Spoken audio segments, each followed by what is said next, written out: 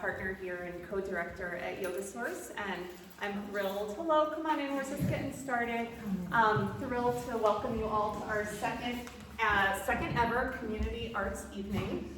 This is a program that we launched this fall, and we plan to be hosting roughly like 3 to 4 times a year poets and writers and other arts-based folks for these free community activations. So please spread the word and keep showing up so that we can do this. Friends coming in, there's blankets in, oh, thank you, chamomile. So tonight we have 2 amazing, esteemed writers and friends of the studio here to read to you. We have Joan Logghe and David Keplinger. The way this will work is Joan will read, David will read. I'll open up Q&A and engage in some dialogue, and then invite you all to ask some questions. And then we'll have snacks, and you can get books and get your book signed, and we'll have a little social. Yeah, right? What's not to love? So to start things off, I was called to one of my favorite Emily Dickinson poems that I thought would be a really nice tone setter for some of the work that we might need tonight. And it goes, exultation is the going of an inland soul to sea, past the houses, past the headlands into deep eternity. Bred as we among the mountains, can the sailor understand the divine intoxication of the first league out from land? So that sense of divine intoxication, I think, will hold us all in the words of these folks this evening, so we can let Emily Dickinson's divine intoxication rain down on us all. All right, so, you ready, lady? I'm ready. Without further ado, Joan, Logghe, and Michael live on a family compound in La Puebla where they built their own solar houses, raised 3 children, and have 5 grandchildren. Her awards include a National Endowment for the Arts Fellowship, Witter Binner Foundation for Poetry Grants, a Mabel Dodge Lewin Internship, and a Barbara Deming Money for Women grant. Joan was Santa Fe's Poet Laureate from 2010 to 2012. She teaches annually at Ghost Ranch and has been doing that since 1990. And she founded Write Action, free writing workshops for the AIDS community. She spent 40 years as a poet in the schools, including Santa Fe Girls School for 21 years. She was poetry editor for Mothering magazine. Her most recent books are Amateur Heart and Jade Bird Singing Grief, which was published in 2024 by Wild Rising Press. And I was very touched to see one of my dear teachers, Mirabai Starr, blurbed Joan's book. So in Mirabai's words, in this luminous collection by master poet and storyteller Joan Logghe, shot through with lyrical reflections by her family and illuminated with the author's watercolor musings, we are granted access to the sacred realm of profound loss which cannot help but transform us. Please help me in welcoming Joan.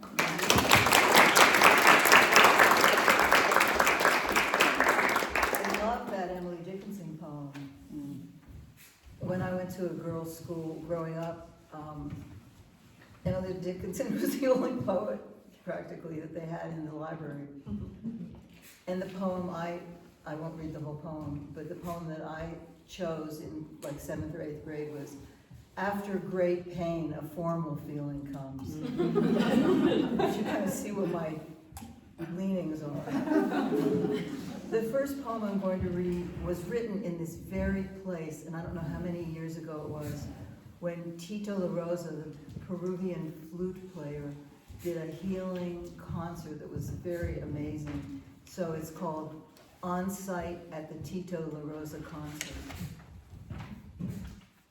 In the yesterday that was today already leaving me, I rested as it rained, the rain I had been praying for centuries. And in the drizzle, the California of my desire, the heart of Neruda, my Frida heart, my Anak Akhmatova, alive, sorrows relaxed as serious as they feel. In times of upheaval, maybe yesterday's rain came along wearing a little white scarf. So it goes, light, dim, and sweet, and all afternoon a yesterday as I was living it. I'm just gonna throw things on the floor. I'll just toss them dramatically. So I have what Ram Dass would call the guru of Parkinson's. You know how Ram Dass, the house would be burning down, he'd say it's the guru, he has a stroke, it's the guru. So I have the guru of Parkinson's, and I'm reading a poem that I just got the title for today. And it's called Doggerel. Things I can't do with PD. PD is an abbreviation for Parkinson's disease. Things I can't do with PD. Untie knots, thicken plots, see in the dark, swing in parks, swim in pools, fasten jewels, write too well, cast a spell, start a fire, chase desire, rhyme all day, find my way, wag the dog, sinks unclog, be so smart, sing the lark, swallow pride, become a bride, rise up strong, sing along, A, you're adorable, this is deplorable, even A, square, hole, round peg. Since I now have PD, tell me what you dream for me. Thank you. So, one of the things that I've been saying lately is we can't think anymore. The environment is so unthinkable. California is unthinkable. The politics are unthinkable. But then I remembered meditation. I'm not a very good meditator, but my whole life I really try to be someone that is mindful, at least of my friends and myself. So I realized that one of the things that helps me is my friends, and I just want to celebrate some of my friends. I'm so rich in social equity and living in the city and how generous the poetry audience is. I was saying to David, our poetry audience is so incredible here. So this is for my friend Miriam Sagan. Some of you know her. And it drops a lot of names. Not that I know anybody in here, but you are my Miriam. You are my Toni Morrison if I were Fran Lebowitz. And you are my Allen Ginsberg if I were Jack Kerouac.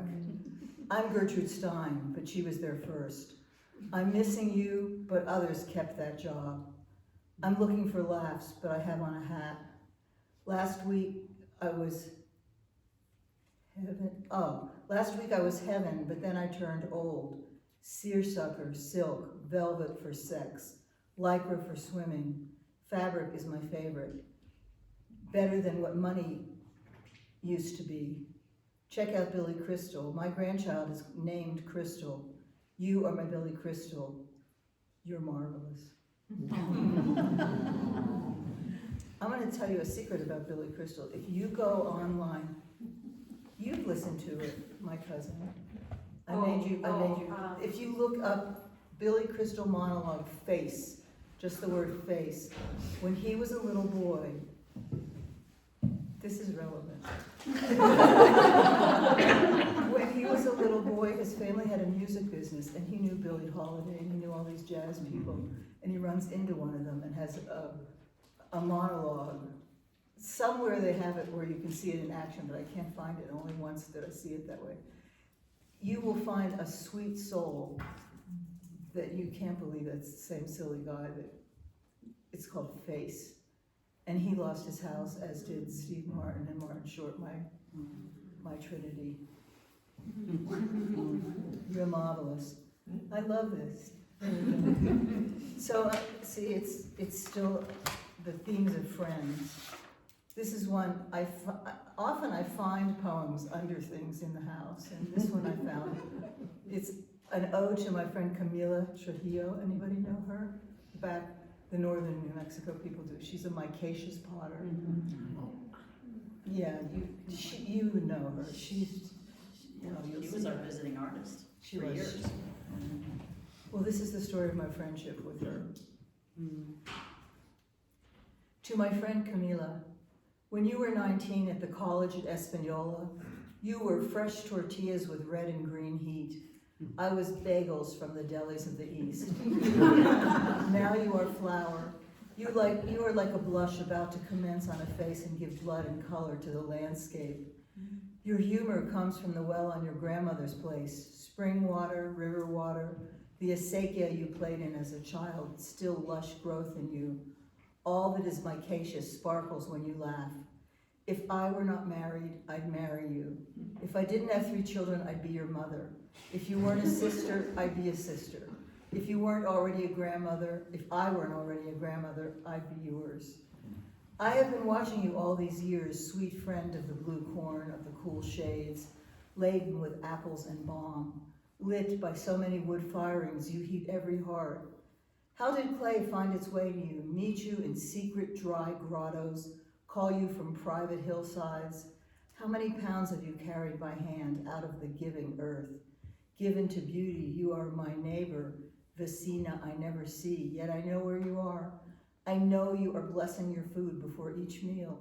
I know you are tooling down the highway past the casinos, cruising with a camera and a child. I moved to New Mexico to meet you. Sparse meetings, intermittent friendship can be the simplest form of love, easier than parenting in either direction. No hierarchy, no expectations. If we meet once a year, so be it. We only know what is good and sweet in each other. Let the shadows stay away. Let others annoy and aggravate us. Bring them on. Let us be hired and fired, loved and betrayed. A friend we see rarely is a treat like baklava from Greece or marzipan. We are each other's dessert in the desert. Perfect to watch your brown hair go gray a decade behind mine. Casinos are built, roads repaired, and the traffic snarls. Both our fathers die, still you are smiling, recommending lavender for everything, and OSHA in your pocket to keep the snakes away. Recommending more water. You told me yesterday that the sky is turquoise here because mica shines. As we walk the glittering path, you too are brighter in the micaceous and live a corridor of thanks. That poem takes 2.3 minutes to read. So it gets to be in here. It gets to be here. So now I'm going to switch over. I think I'm going to switch over and read a couple from the Amateur Heart. Do I want to? I'll read one or two. They're very short. And this is a handmade, hand-sewn little chapbook or artist book. It makes me very happy. And it gets printed in not in Budo. Dixon. No, it's not Dixon, it's Oh, it's not. Oh, I'll think of the name of it. It gets printed between Dixon and Taos in this little studio, which makes me happy also. This is called Amateur Heart. The heart loves what it wants to love. It goes where it has to go. It beats for you before your birth without asking you until your death. It is serving you now. Flowers on stems, silver on wrists, the pulse for perfume, ears full of music, slants of color, little child leaning at the balcony, large horses running for joy. This is the song you don't listen to. The boy says, there's a clock in me. It's ticking out thanks, this troubadour, this saint.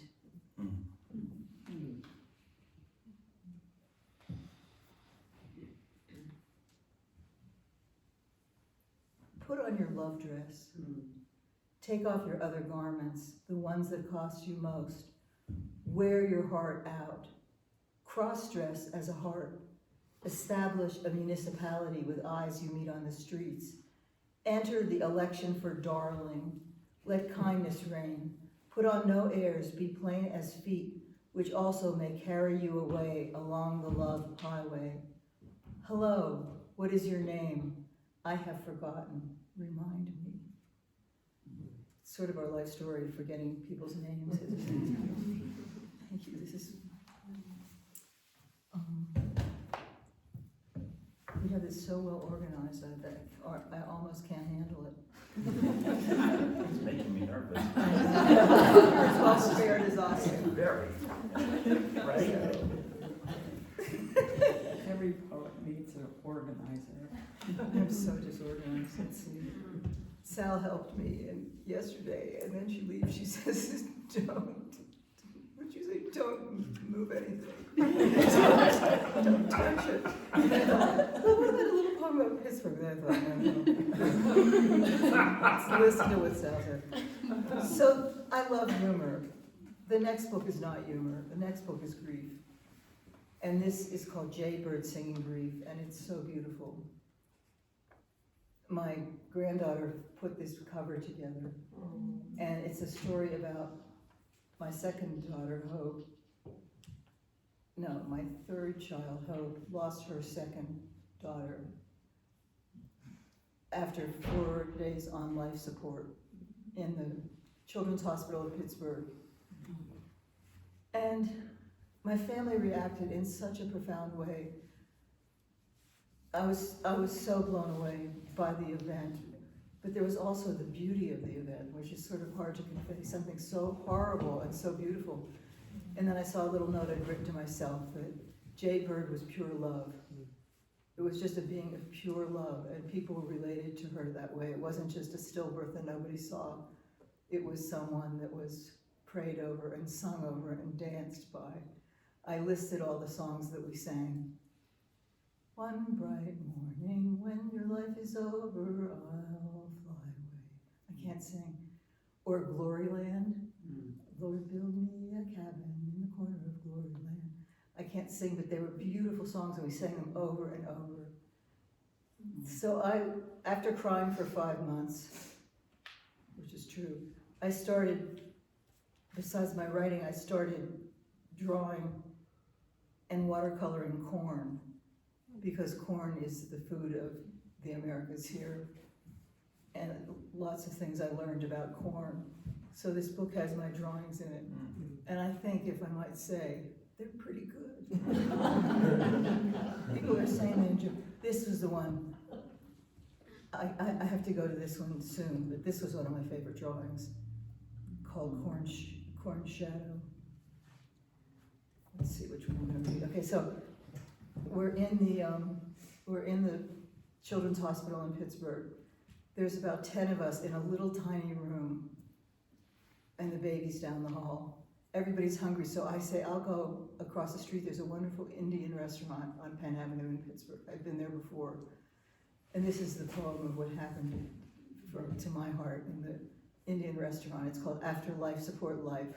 Is everybody hearing okay? Yes. It seems like it has good acoustics.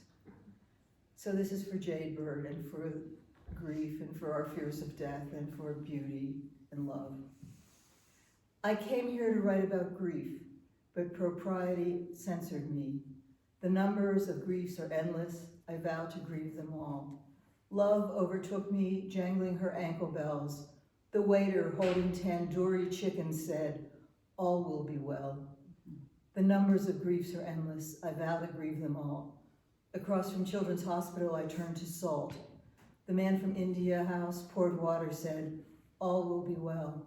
I came here to write about sky, but there were pebbles in my shoe. Across from Children's Hospital, I found myself turned to Salt. I came here to exorcise ghosts. I found myself rattling bones. I came here to write about sky, but there were pebbles in my shoe. I came here with too many books. I came here to write about you. I came here to write about ghosts. I found myself rattling bones. I heard a rattlesnake shake. It was my cell phone breathing for you. I came here with too many books. I came here to read about you. I have stick-tight burrs on my socks. I walk like a penitent Jew. I heard a rattlesnake shake. It was my cell phone breathing for you. I found myself drawing out tears, my towels wet with the blues. I have stick-tight burrs on my socks. I walk like a penitent Jew. I wanted to write out the loss.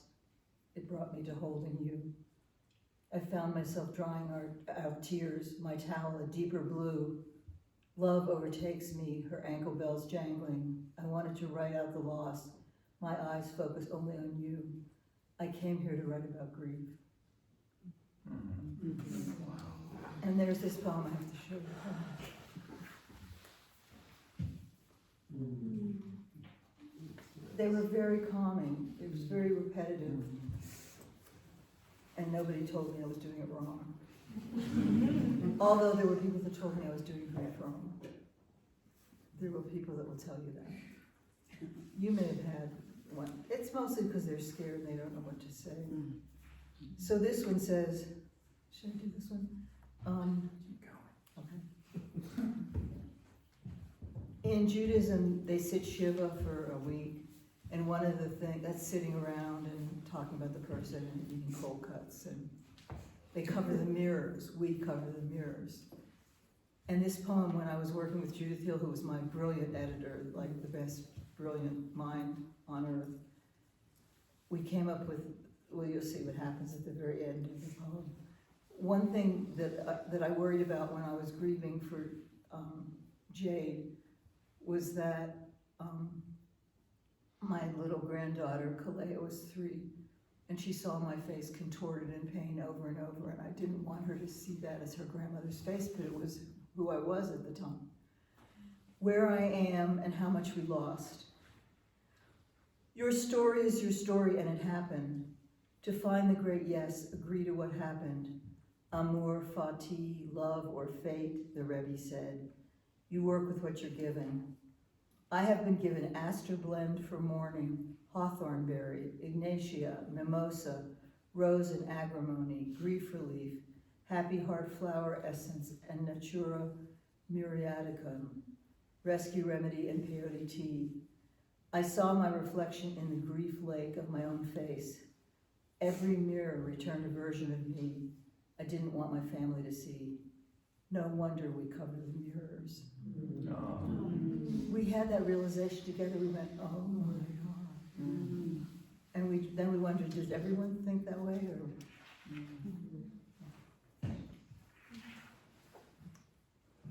this one's called Rainwater. I have to show you. This is the one. It's called, what is it called? Well, it's nice when your deeper self can allow itself to be seen. Rainwater. After we mourned, after we buried the ashes of Jadebird, we tossed in flowers and jade beads. My children leaned over the grave of my grandchild. After we fed 100 people, after one said, "This is not my cup of tea," after others said, "This was one of the most meaningful things," after we had completed some of the grief work, Taz brought us a quart jar of rain. She said, after the mourning at our pueblo, we wash in rainwater. That was Hope's last day at home, time to catch a plane. We poured rainwater on our hands, maybe on each other's hands, I don't remember. We sang a little, spoke of the blessing and teachings from Jadebird, a child that lived 4 days on life support in my home city of Pittsburgh. We'd all been through so much, my daughter, son-in-law, and 3-year-old Kalea. We stood on the stunning hillside next to the lightning-struck cottonwood tree, the shaman tree, not a cloud in sight, the clear blue of sky. There is no way but to say this. A column of rain, a cylinder, a shaft of rain fell only on us, the mourners, the sacred ones. Twice blessed, we felt joy. A hummingbird zoomed by us. We were all buzzing and blessed. Then Hope and her living child got into the car and drove away. Time for that cup of tea. I kept waiting for the old Jewish lady to show up and help. I realized I was already there.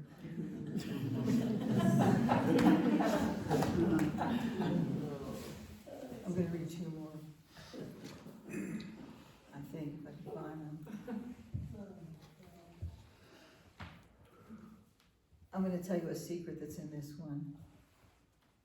I have some grade school friend helping with the picking the corn, blue corn. Oh, this is called corn jumping over the moon. And the man he liked me in middle school, and he gave me an orchid. And his father was Jonas Salk. And I don't have it in the poem, I took it out. But I felt like telling you guys because look where we are. He helped eradicate polio. And we meet, not a bunch of us. First it was 1 and now it's 3 of us. two guys and myself and my best friend from childhood meet every other week, and we've been doing it for 4 years. Blue corn and red wing for Dari and Tricia. Halfway through the book I'm writing about grief. The blue corn begins chirping, sounding like pebbles over pebbles, and my daughter said, "Mama," she likes to call me that even now.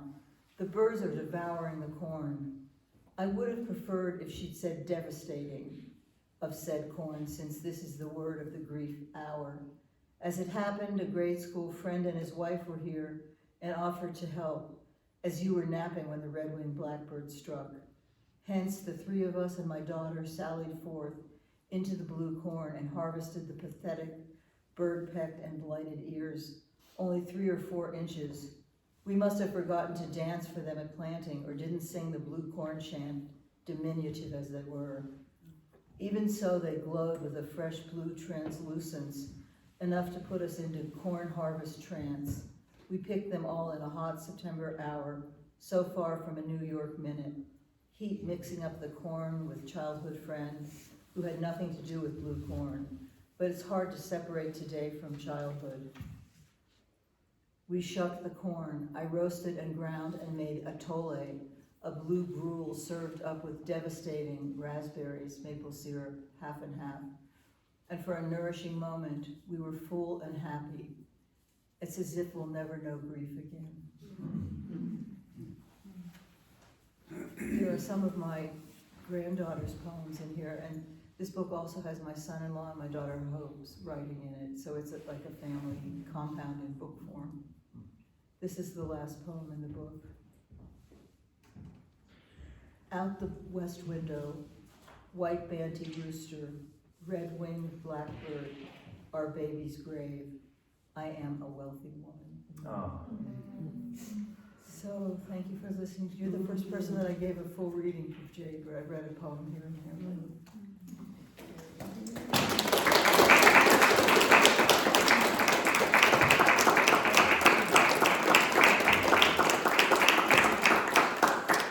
Thank you so much.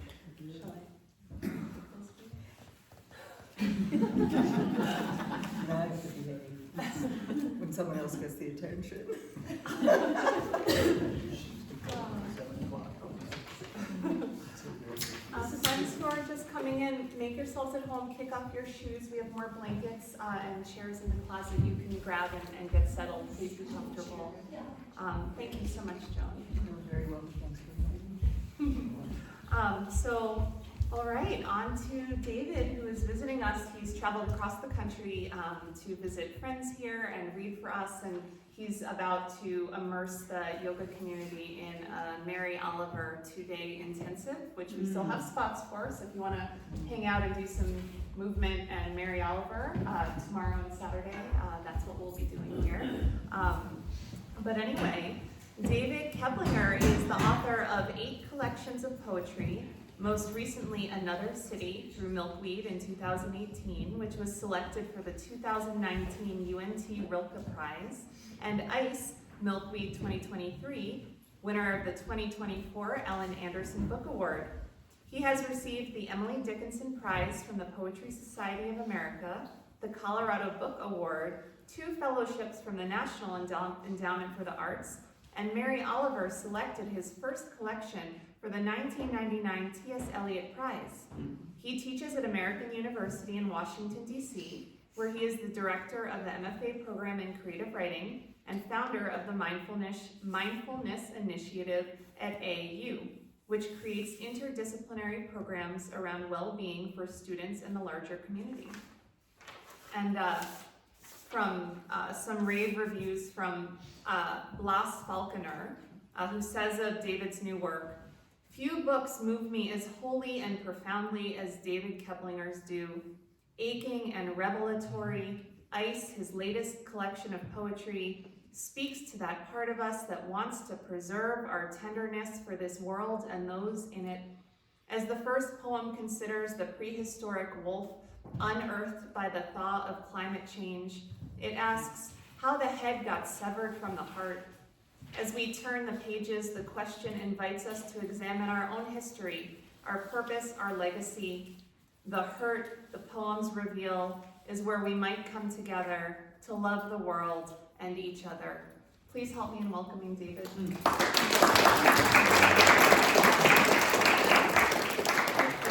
you for organizing this, and thank you to Gwendolyn, who has been such a wonderful friend and support to me over the years, and to Sean Perrell, who's not here tonight, but who I'm going to be teaching this workshop with. But I also I just want to thank the great spirit sitting beside me. You know, lovely, absolutely lovely. It means so much to me because I'm So a local moving. girl. Yeah, such a moving reading. I mean, really, just blew me away. And you know that you're with a really good poet when you're giving a reading. You come in completely calm, and then you hear the poet go before you, and your heart is you're gonna follow. Joan? Okay. Anyway, and then Joan gave me a gift. We were talking in the other room here, and It's one of my paintings. this is one of your paintings of Bly, Yeah. Robert Yes. Bly.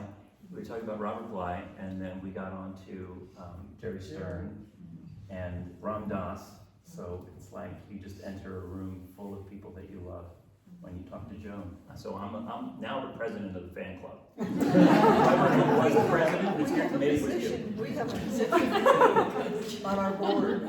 Is your position open? Okay, good. I'm applying. thank you all for coming tonight. It's so lovely to be here with everybody. And yes, this book is called Ice, and it began in around 2018. I started reading articles in strange newspapers like the Siberian Times. I got into one of those internet, tubes, and ended up, I was watching something on YouTube, and then suddenly I'm reading the Siberian Times, and I came across an article of a wolf head that had been unearthed in the permafrost that was melting due to climate change. There was some groups of people who were out looking for woolly mammoth tusks and came across this wolf head just lying there as if it had just perished, but it was 40,000 years old. So from the last ice age, this Pleistocene wolf, and it just grabbed my attention. And like all the great subjects for poetry, it grabs your attention first, you're drawn into it, you're fascinated by what's happening here, but you don't really know why yet, and that's where the work happens. It's because you don't know why that you're compelled to investigate. And so I spent the next 2 years looking at articles of other animals that had been unearthed in the ice, and I'll read a poem here about a lark that was close to 50,000 years old. And the day of this book of poems was released, there was an article in the Washington Post about a nematode, which is a microscopic flatworm that had been extracted from this same block of permafrost that some of the other animals had been found in. This is just a microscopic being, but in a lab it came to life after 40,000 years. And then it reproduced some new nematodes on this side of time. So this nematode had been alive. I mean, alive. It was living its life, its nematode life, 40,000 years ago, when Neanderthals were sharing the earth with Homo sapiens. Gets frozen, thaws out, wakes up in a lab, and has babies. So this is, if that's not poetry, I don't know. But it was fitting that it happened on the day that the book was published. So I'm going to read a couple of those poems and talk about what happened as I started writing the poems, how I found out why I was so drawn to these animals, these bodies under the ice, what happened in me as I was writing about them, and then a poem about Mary Oliver and why I'm here, and the time that I was blessed to share with her. So this is the title poem. It's called Ice. The severed head of the world's first full-size Pleistocene wolf was unearthed in the Abiski district in the north of Yakutia, on the shore of the Tiryakyak River, tributary of the Ingirka, and that is from the Siberian Times, June 26, 2020. What I heard is that the locals searching for the mammoth tusk along the Tiryakyak discovered instead the head of a wolf that had been frozen over 40,000 years ago. The tongue hung from its mouth. The teeth were terrible, but mostly there. The head alone was the size of a child. When the local people found the full-grown wolf head on the Tiryakyak and pulled it like a molar from the sopping, gummy earth and hoisted it, the hardened points of fur cut through the gloves into their hands. On each side of the face, the eye sealed shut. When we read about the story of it together, those were the days when we would stay up all winter in the house writing poems in our icy rooms. You wanted a child. I don't know where that question got buried in my body. The wolf head lived on top of its body, in the valley, on the river, and we cannot know how the head got severed from the heart. The body may have dropped and collapsed into grass roots and larches, or it may have been cut from the wolf, but the head stayed intact, as it still is, as it feels that way now, the heft and the size of a child, cocked sideways in its question on the shoulders of the world. So as I was looking at these beings, these incredible animals, I began to see that those bodies buried under the ice were speaking to different bodies buried under this ice. That in the trauma response, often you might meet again your infant self, who really thinks that that infant world is still exactly as it was when it was frozen 40,000 years ago. And it wakes up now in this new place, but it still thinks that it's living its infant life. And it reacts the way the infant would, or your childhood self in trauma response, or your adolescent self, or your 22-year-old self. So as I looked into each of these blocks of ice and saw these animals, I began to make contact with this part of myself that was dying to be thawed. And so it took me a while to write into the poems. First I was just writing descriptive passages about wolves and woolly rhinos.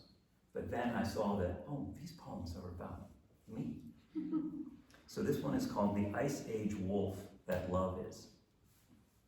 And here's the epigraph from Smithsonian Magazine. Dogor is the name that they named it in Siberia. Dogor is an 18,000-year-old pup, unearthed in Serbian permafrost, whose name means friend in the Yakut language. Now, a little side note, very interesting thing about the word dog in English. Etymologists don't know where the word dog came from. There are ideas, but dog is probably a word that can be traced back, all the way back to Proto-Indo-European, which precedes even Sanskrit as a language. And this Proto-Indo-European region was very close to Yakutia. Their language is a Turkic language, but that whole region out of which these languages were born shared a lot of words. So Dogor, as the friend in Yakut language, and our word dog, could be one of the oldest spoken words on earth. And it said that, this dog, this 18,000-year-old dog, it said that it was hard to tell genetically whether it was a dog or a wolf. So these are the dogs that would kind of sidle up to the villages, that were wolves. And because they had this friendly gene, and they wagged their tails, and they had, soft, wet eyes, and looked friendly, we let them in. So I imagine Dogor is one of those. So this is the Ice Age wolf that love is. You'd gone 3 weeks into your mouthful of teeth before your eyes froze shut and then your throat. But now you're thawing, moping again, pretending to be tongue and wet fur and padded feet. My darling, whose day has come. From out of your mother you fell into ice at play, in a pocket of pure snow, pure love that dug deep, as the mama and the others dissolved quickly, and the father who'd gone to the important place did not return. It took one night for the world to harden you into a long, bewildered thought. But 18,000 years before the ice, like a pipe, like a vein, burst open. Until I say your full name, Dogor, small bulb that keeps growing new wolf bodies. Dogor, don't harden your eyes and return to the dead.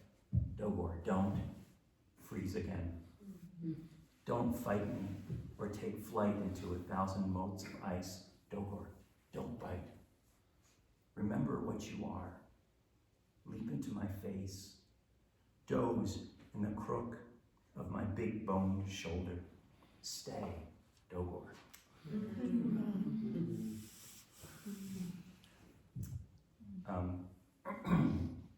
One more of those. So this is called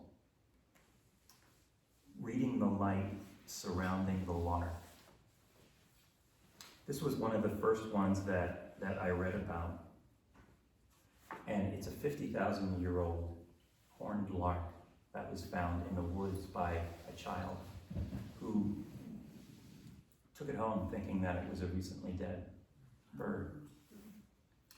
And I imagine this lark kind of backwards falling up to the surface of the earth, out of the tree of roots underground, the roots of the branches, and it falls backwards to the surface as the ice is melting. So here's the epigraph for this one. This one comes from CNN, so you see that the sources are getting more and more impressive. Buried and frozen in permafrost near the village of Belaya Gora in southeastern Siberia, the bird was discovered by local fossil ivory hunters. Radiocarbon dating revealed the bird lived around 46,000 years ago, and genetic analysis identified it as a horned lark. So this is called Reading the Light Surrounding the Lark. What you're witnessing is not merely residue of ice. They chiseled it apart by toothbrush. For the permafrost had coated it like plaque. But it was not a tooth. It was not rotten. It was perched underground in its negative tree. It was a lark, and it has always been a lark.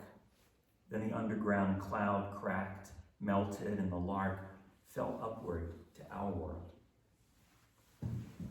To read the light around the lark, imagine you have chiseled part of you away, an old part at the beginning of a succession of your childhood bodies. You fall upward from your previous body out of the melting ice. And when you look back on each body, if you will brush them carefully,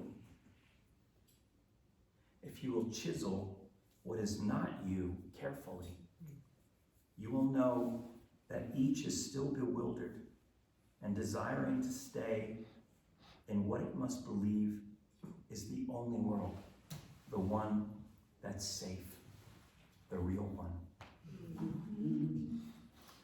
So this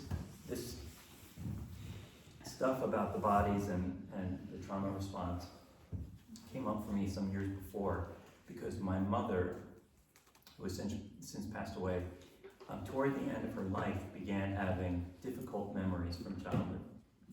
And she would just be sitting with me and she would suddenly say, oh, well, that was very strange when that happened. So there wasn't any prompting of these memories coming up. It was just like there was a conduit and she was ready and they appeared. Like that lark appearing on the surface of the soft, forest floor suddenly to be found. And this happens, as you get into middle age, you begin to have this ability to call up memories and, the preconscious that aren't repressed, but they're also kind of not there consciously. They're always there. You know that they're there, but you can't really pluck them or you don't really think about them. It's almost as if they're in the room, but you're not seeing them. And yet you know they're in the room. And so this started happening to me, where I was having memories of bullying in childhood and other things that happened, difficult things that happened. And then I asked myself, well, what happens that makes you ready for these memories to show themselves? Something has happened that's different now that makes these memories accessible. It's like it's safe for them to come out of hiding. And And for me, the thing that happened is poetry. That if this book is called Ice, it's really about the warmth that melted the ice and the light that was, shined on the thing that is attended to, that melts away the ice and allows the secret part to be seen. So in this book, I have a series of poems about poets who became that light for me to melt this ice of forgetting, this forgetting part. So this is called Reading Emily Dickinson in Amherst, Massachusetts.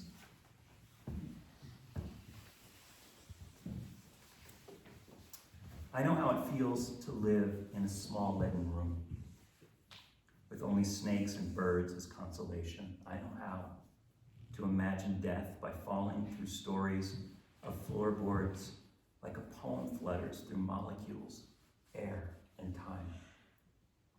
Never lands in the yard. The trick is not to die while dreaming of death.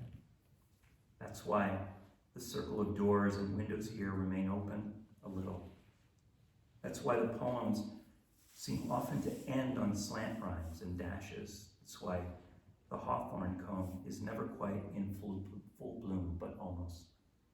I too come here respectfully. I bow halfway at thresholds. I know how to wait at a completely empty window, holding out my hands.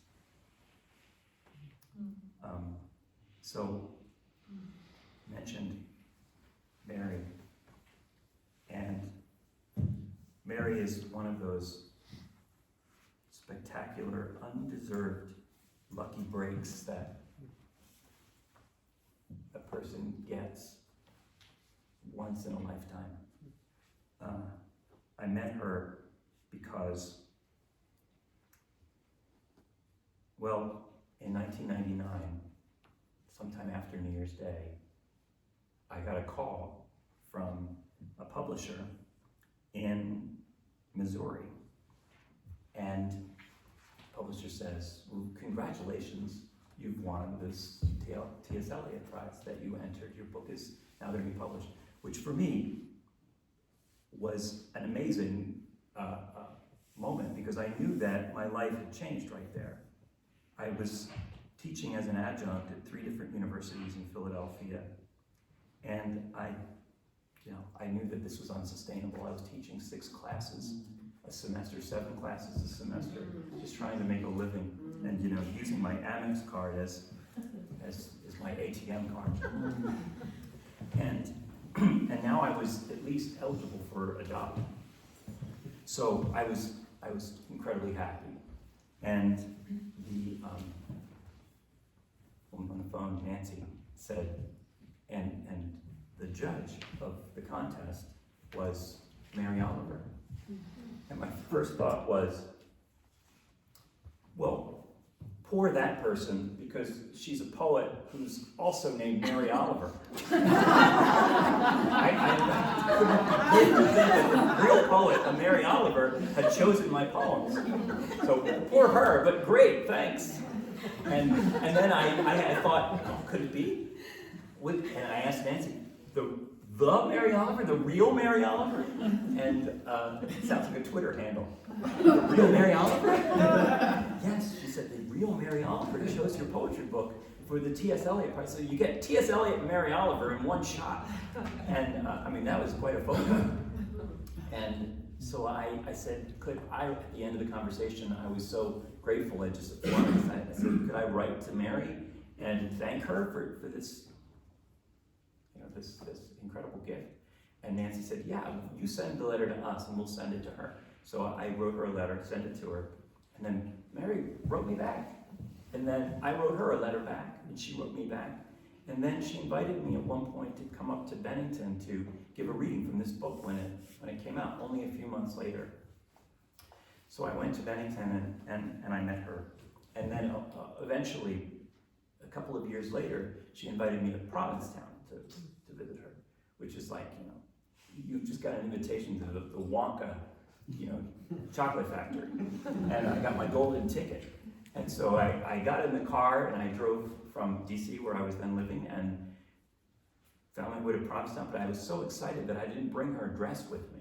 And I made it to Provincetown, to Commercial Street, and I realized that I didn't have her address with me in the car, and I didn't have her phone number. I didn't even know if she had a phone, Mary Oliver.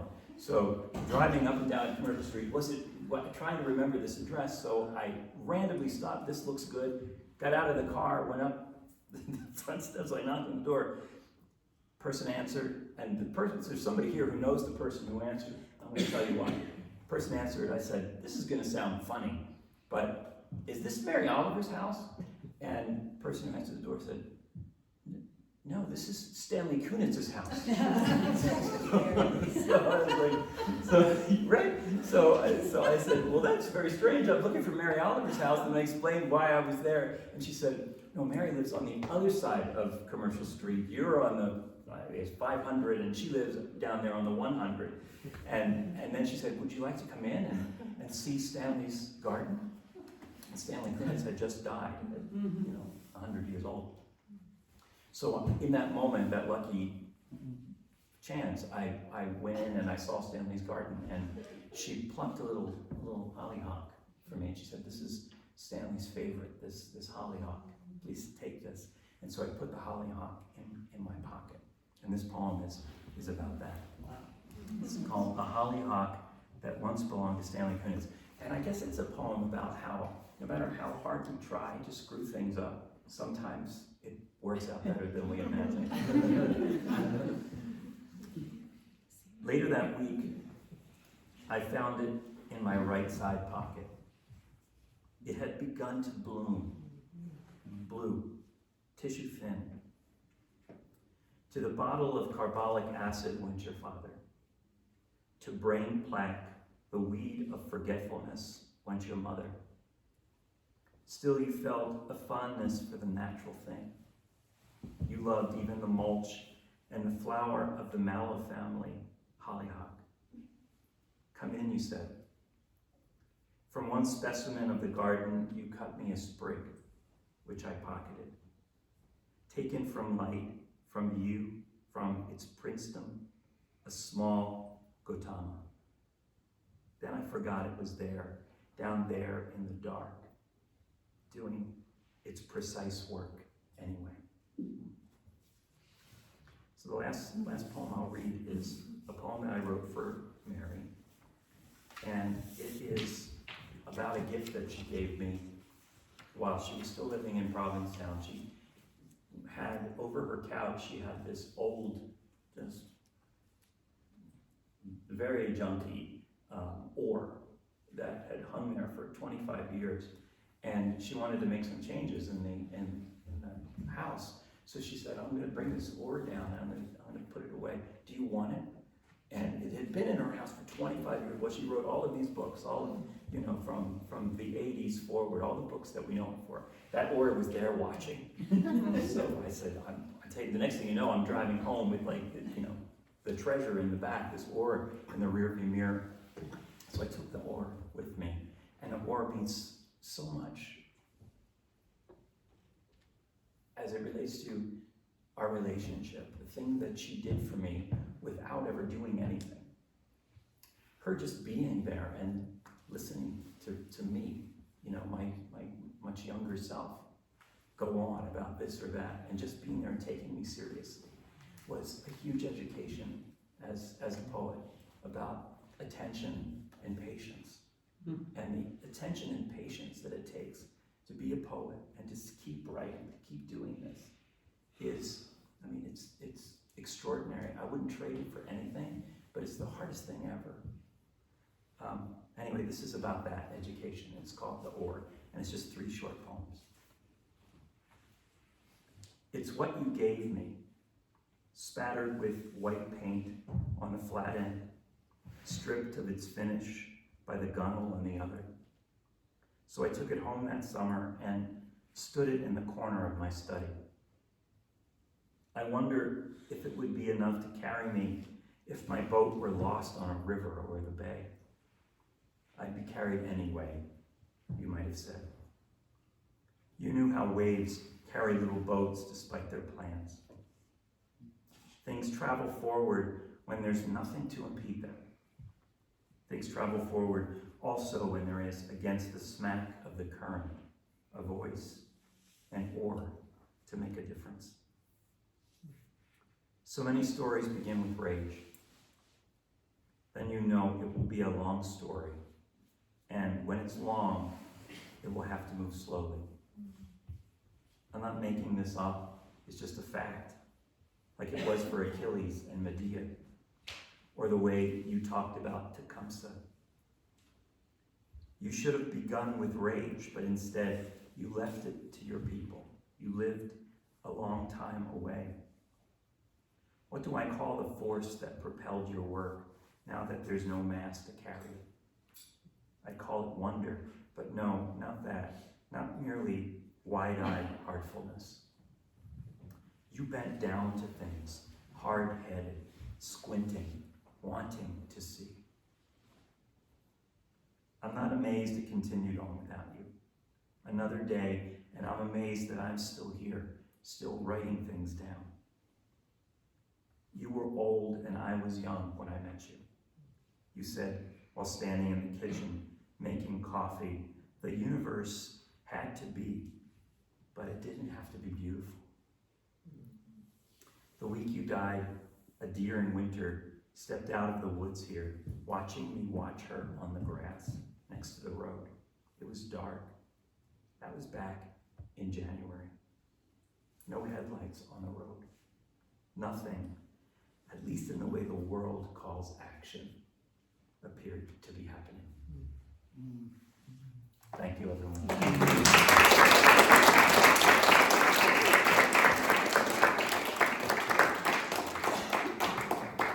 Wow, thank you both. I feel so much synchronicity in community with just mentors and fabric of poets and having everybody here.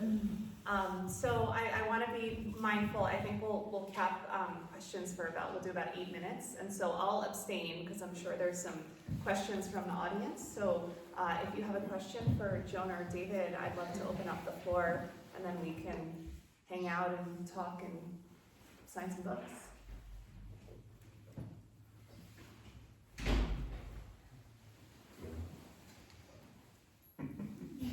My former MFA student, David Dixon, is here. I'm very lucky to be here. You know what, I'll ask you a question. Oh. So, you said you were writing about these frozen creatures and eventually you came to the realization that you're writing about kind of the frozen parts in yourself. I'm wondering when you had that realization, how it informed your writing from there on out? If it was more difficult or easier, or just how it changed the process from that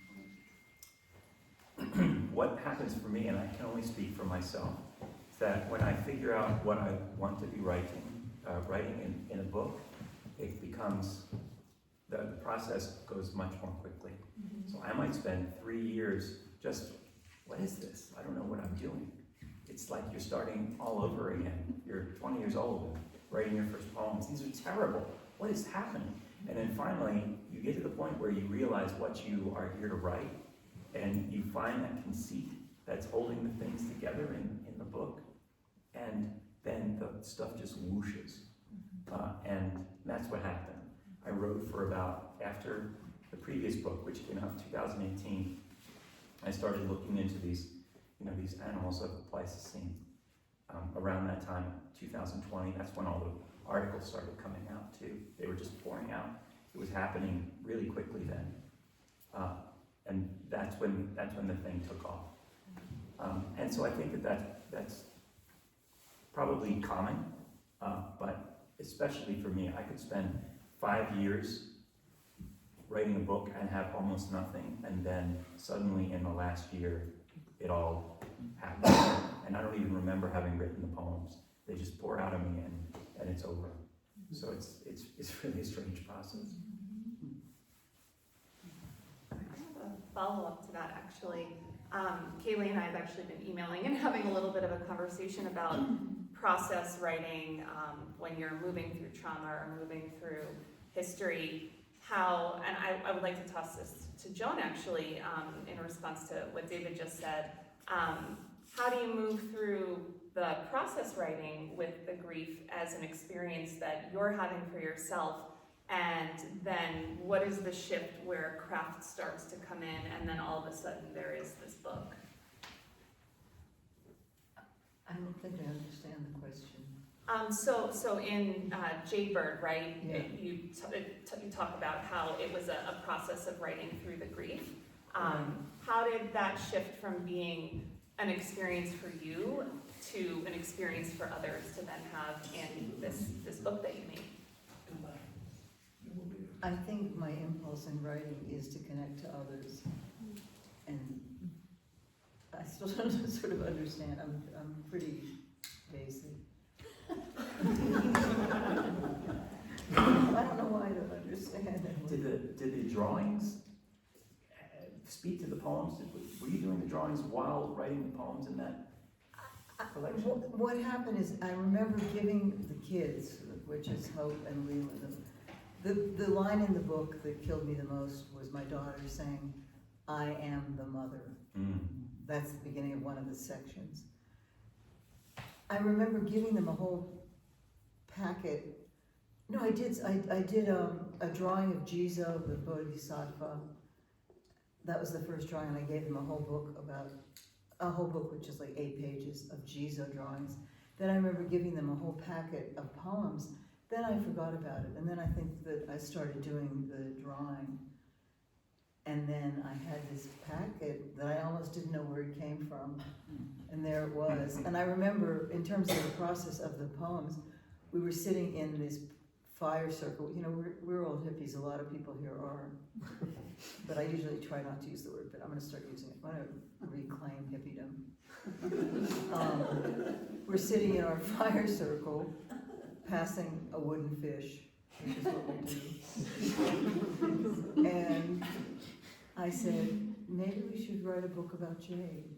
And I thought, oh God, I really don't want to do that. And then, does that answer it all? It does. And then started working it. I loved what you said about nothing happens, nothing happens, nothing happens, and then what's meant to happen, because it has a necessity. It's not like a school assignment from God or whatever. It's something that's meant to happen. Thank you. This is why I don't like to be on panels and academic I don't have to ask situations. you any more questions. No, I love questions. I just want to say that listening to these poems of David's was, and I have a really bad attention span, and I loved what you said about the parts of yourself thawing. I just thought, when I read that there was a book called Ice, I was like, you know. Sorry to say that. And then I meet this divine human who happens to be a man in this lifetime. And I just think, oh my gosh, it's so beautiful. It was originally called Is, which, I mean, that's like Ice is slightly better than that, but. Way better. Were the poems of the, like, I'm curious about your poetry being like chronological. Is it at all because you were talking about the process of waiting a long time, 5 years, and then the last year it just all comes out, and it felt like the Ord poems were kind of about that with the patience. And I'm curious, did those poems about the Ord and the waiting and the deer, like, were those at the end of, like, when you had this realization that you were that ice and thawing and all that? That's a fantastic question, because I hadn't thought about that. The lines that you're talking about at the end of the third poem, where the deer comes out of the woods and I'm looking at the deer and the deer is looking at me, and nothing in the way that the world calls action seemed to be happening. But there was a transmission there that happened between me and this deer. It was very clear, you know, hidden things want to be known. I have one poem I didn't read has a deer in it, making Same eye thing. contact. Yeah, there's just something about that moment. But it's the sense that something has come forward now that wants to be known. And the world doesn't quantify this as anything important, you know. There's nothing to speak of here. And yet, for me, it just broke everything open. And it was right after Mary had died. We were friends from 1999 until 2019. And she was a big part of my life. And that, you know, the grief of all that, I really didn't talk about my relationship with her for 5 years. 2024 was the first time I ever spoke publicly about it, because it was so precious, and so much of that quiet life in the woods of the heart, you know, it was living there, and it was mine, and I didn't want to disturb it. So that poem, when I wrote it, was the first time that I ever tried to disturb it or make contact with it. And I bet you're right. I bet that was in its way a catalyst to my looking back at how this ice has melted for me, because it was exactly at the time that I was writing the other poems about poets that I was reading. A lot of the poems in the third section of the book are about me reading poets where they lived. So there's a James Wright poem in Martins Ferry, Ohio, and you know, lots of others.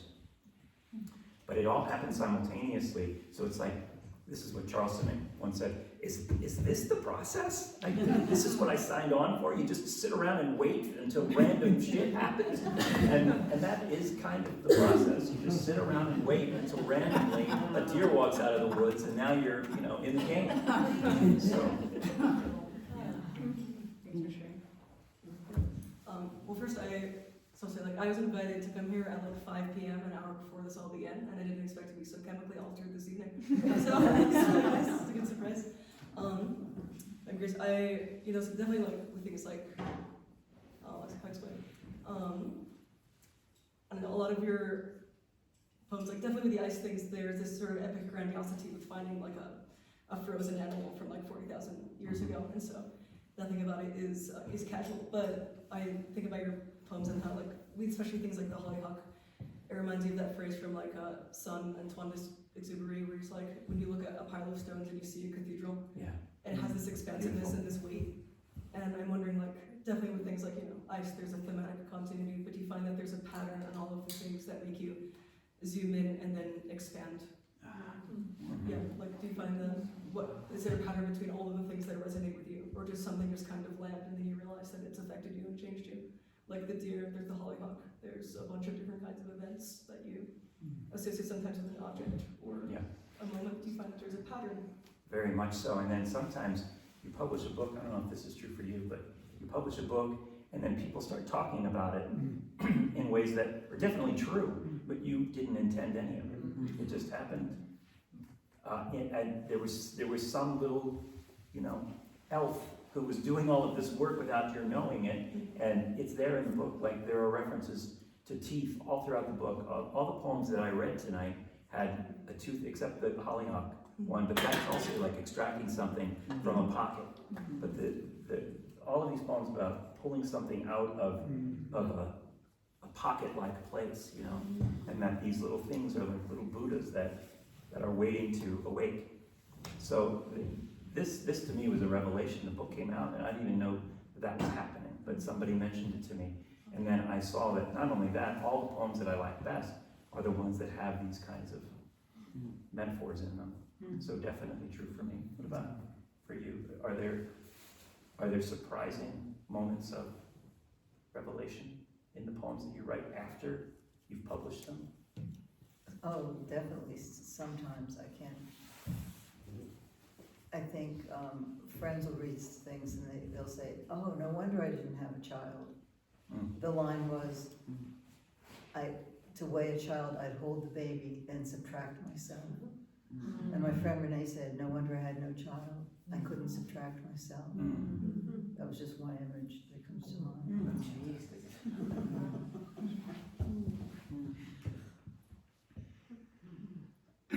Well, friends, I think this is a good place to wrap up.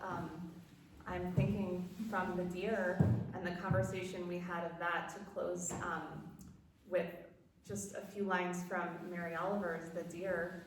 We only have so many mornings to do it, to look around and love the oily fur of our lives, right? So in the divine intoxication of these two humans, let's remember to be present and be involved in spirit activities like this in community. So let's give it up for Joan.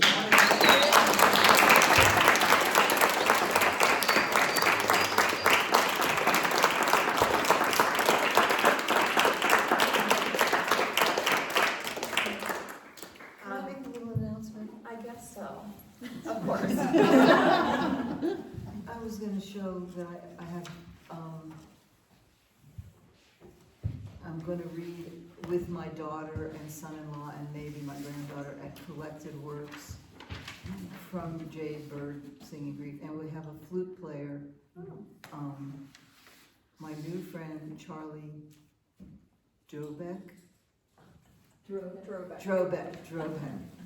is gonna play the flute, and it's at Collected Works on Sunday afternoon, March 6th, and then the other thing? 16th. Thank you, my lovely assistant. This is way out of town for you guys, but maybe you'll be cruising through Espanola on a Wednesday, Friday, or Saturday, and there's a little museum in an old house in Espanola, and it's gonna have 30-some friendship quilts that our hippie community did over the years. Over 50 years we've been making quilts, giving them to each other, and we're seeing how that makes community. And I have to say, it is so beautiful. Of course, I was the curator of the exhibit, but it is so beautiful. This is my quilt that my friends gave me in gratitude for making them public. People that weren't artists, that didn't sew, would step forward to give something to their grandchild or their friend. So there's some of these cards. Can we hang these up on the bulletin board? Yeah, Okay. yeah. How long is it running? It's there for 4 months. So it's right by the Logghe Burger.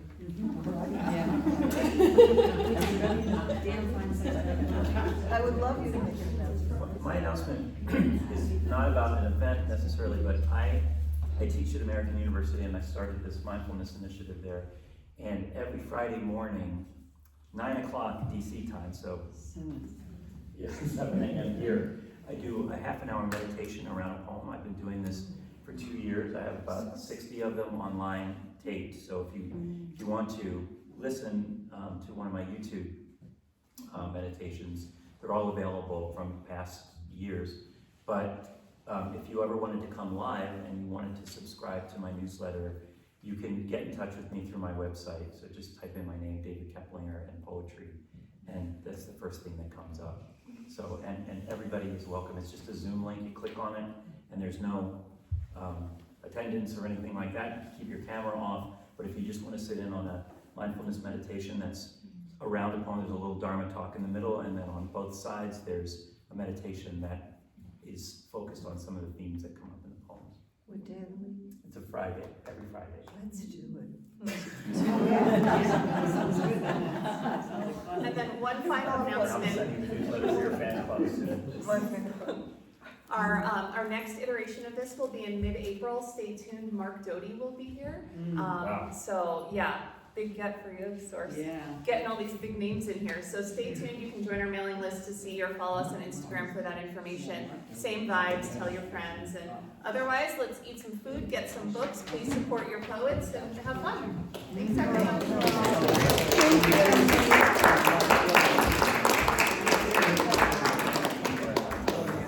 Sal, I'll give this to you to organize again.